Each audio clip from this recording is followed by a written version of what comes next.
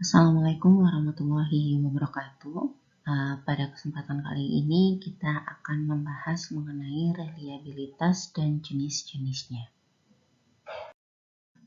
Para ahli psikometrika menetapkan beberapa kriteria untuk alat ukur psikologi sehingga dapat dinyatakan sebagai alat ukur yang baik. Alat ukur yang baik yaitu mampu menghasilkan data dan memberikan informasi yang akurat. Adapun kriteria pengukurannya yang pertama adalah valid, reliable, objektif, standar, ekonomis, dan praktis. Sifat valid dan reliable itu sendiri ditunjukkan oleh tingginya akurasi dan kecermatan hasil ukur. Ilustrasi dari reliable dan valid adalah sebagai berikut. Jadi ketika kita lihat gambar A, kita bisa lihat bahwa target sasaran tembakan berada di perut. Kita bisa katakan itu reliable karena hasil tembak kita itu sudah mendekati sasaran, katakan seperti itu. Kemudian bisa kita katakan valid karena hasil tembakan kita berada tepat mengenai sasaran. Kemudian di gambar B bisa kita lihat bahwa kita memiliki dua target sasaran, yaitu yang pertama di kepala, yang kedua ada di bagian dada atau perut. Kita bisa katakan valid dan reliable karena hasil tembakan dari kedua target tersebut mendekati sasaran objek merah. Kemudian dapat kita katakan valid karena terdapat hasil tembakan yang bahkan mengenai objek sasaran kita. Ilustrasi gambar C bisa kita lihat mengapa disebutkan reliable namun tidak valid, karena hasil tembakan bisa kita lihat bahwa memang tidak tepat sasaran namun berada berdekatan, sehingga bisa kita katakan bahwa hasil tembakan itu konsisten atau acak berada dalam satu titik tertentu dan berdekatan. Namun tidak dapat kita katakan valid karena hasil tembakan tersebut tidak mengenai tepat pada sasaran tembaknya. Kemudian pada gambar D bisa kita katakan tidak reliable dan tidak valid karena yang pertama, hasil tembakan tidak berada dalam satu titik yang berdekatan. Hasil tembakannya acak, berada di macam-macam titik gitu ya. Kemudian jelas tidak valid karena sama sekali tidak ada hasil tembakan yang tepat sasaran. Di sini dijelaskan bahwa ada macam-macam atau jenis-jenis reliabilitas. Yang pertama adalah reliabilitas test retest, yang kedua adalah konsistensi internal, yang ketiga adalah parallel test, dan keempat adalah inter-rater. Yang pertama yaitu test retest. Reliabilitas test retest digunakan pada saat ingin diketahui seberapa konsisten respon dari individu atau peserta tes di waktu yang berbeda. Kemudian menunjukkan koefisien stabilitas dari tes tersebut. Yang berikutnya, metode pengujian dilakukan dengan menggunakan satu form tes dengan 2 kali sesi pengujian. Kemudian koefisien reliabilitas diperoleh dengan cara melakukan perhitungan korelasi antar kedua distribusi skor tes tersebut. Kemudian tepat jika digunakan pada konstruk ukur yang bersifat tetap atau stabil. Contohnya seperti tes intelijensi atau tes kepribadian. Namun reliabilitas tes retest ini memiliki keterbatasan, yaitu ketika terjadi carryover effect atau efek belajar dari tes-tes yang dilakukan sebelumnya. Oke, yang kedua merupakan parallel form. Peserta diuji dengan 2 kali sesi pengerjaan tes, namun dengan 2 form tes yang butirnya berbeda, tetapi memiliki sifat ekivalen atau setara. Koefisien reliabilitas yang merupakan hasil korelasi antara skor tes pertama dan skor tes kedua. Kedua tes disebut paralel jika rata-ratanya setara, variansnya setara, korelasi dengan variabel lain setara.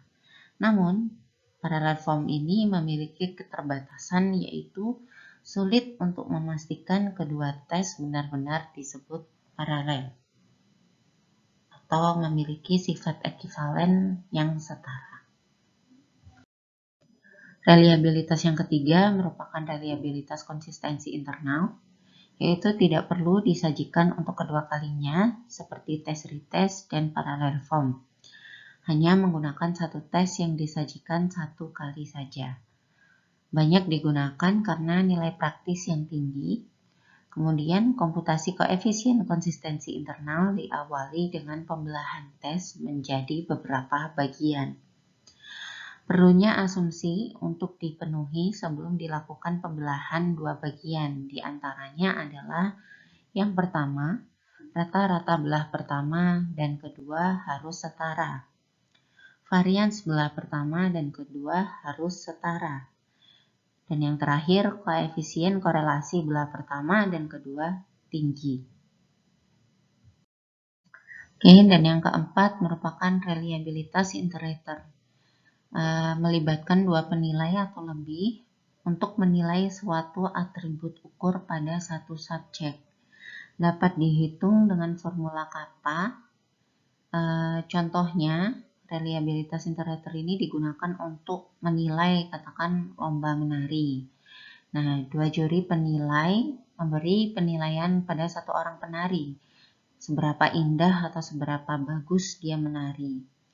Kemudian hasilnya menghasilkan koefisien kesepakatan dari beberapa penilai.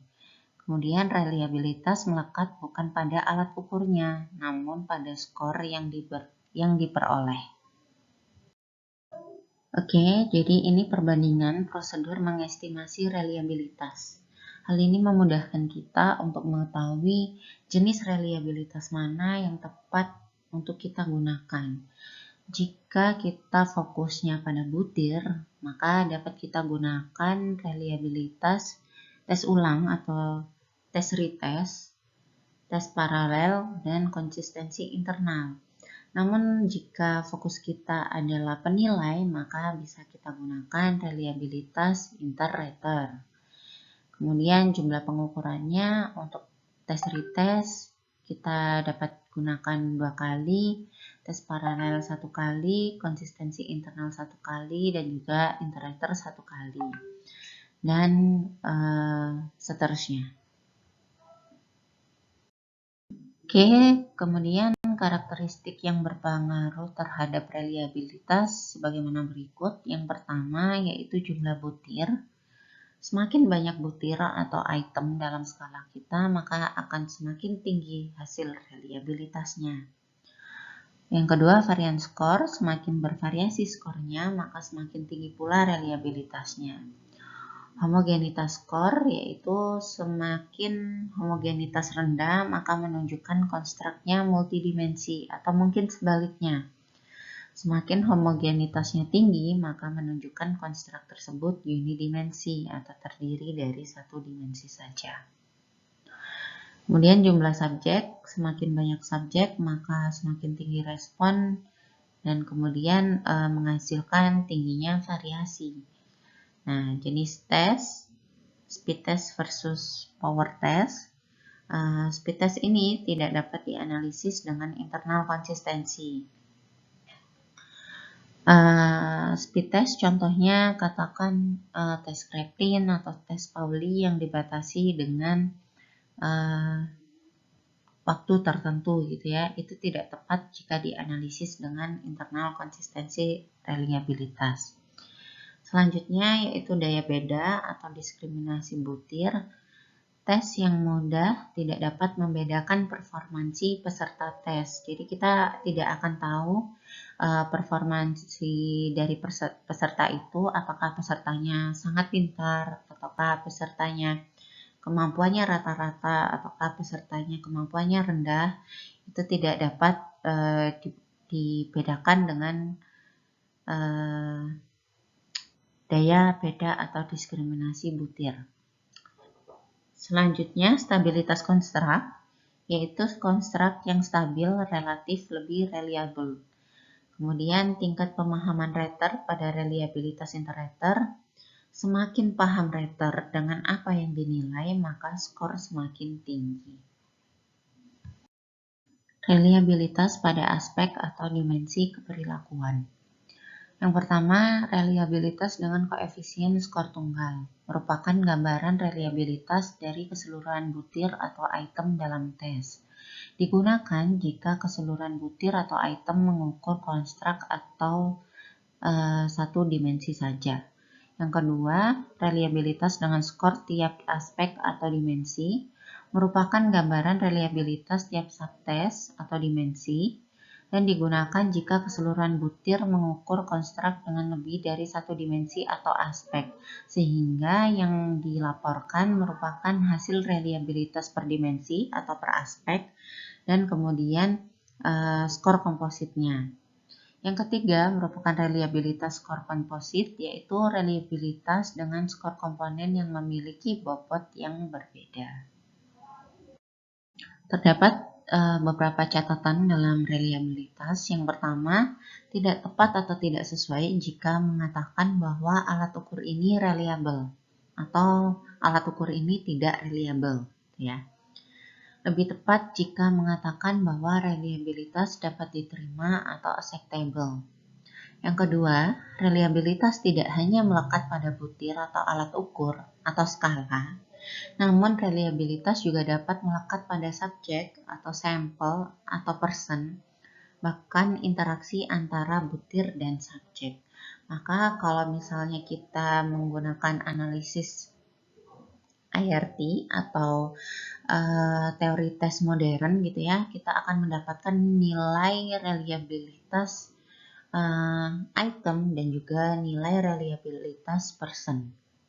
Yang ketiga, tidak ada ukuran mutlak seberapa jauh reliabilitas yang baik, karena yang pertama terdapat isu atau masalah pemilihan sampel. Reliabilitas merupakan estimasi atau perkiraan dari reliabilitas yang sebenarnya, karena diperoleh dari data empiris dari sekelompok subjek. Kemudian berbeda dengan kelompok subjek, termasuk jumlahnya, maka ada kemungkinan pula menghasilkan reliabilitas yang berbeda. Katakan alat ukur A dites di Indonesia, kemudian dites juga di Malaysia.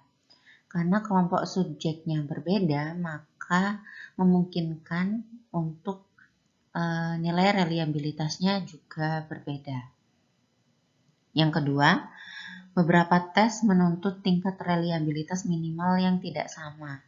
Fungsi dan tujuan tes mempengaruhi dan membutuhkan tingkat reliabilitas yang diharapkan. Oke, lanjut. Umumnya, tes dengan estimasi reliabilitas di atas 0,7 dapat diterima atau acceptable.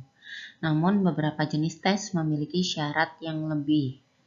Kemudian, sebaiknya, sebagai bentuk tanggung jawab oleh penulis atau peneliti, memberikan penjelasan atau penafsiran yang memadai kepada pembaca, baik itu masyarakat umum atau akademisi, tentang nilai estimasi reliabilitas yang digunakan.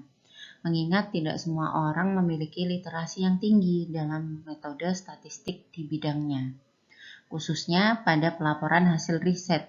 Penulis sebaiknya menjelaskan pula kelebihan dan kelemahan teknik analisis reliabilitas yang digunakan. Berikut merupakan contoh acuan oleh Bambang Sumintono dan Wahyu Widiarso terkait dengan estimasi Alpha-Kronba nilai reliabilitas dalam suatu pengukuran. Dapat dikatakan buruk jika hasil alpha Cronbach kurang dari 0,5, jelek ketika hasil estimasinya 0,5 sampai 0,6, cukup jika hasil estimasinya 0,6 sampai 0,7, dapat dikatakan bagus ketika estimasinya 0,7 sampai 0,8, dan bagus sekali ketika hasil estimasi alpha Cronbach-nya lebih dari 0,8. Oke, sekian materi mengenai reliabilitas dan jenis-jenisnya. Semoga bermanfaat bagi teman-teman sekalian. Wassalamualaikum warahmatullahi wabarakatuh.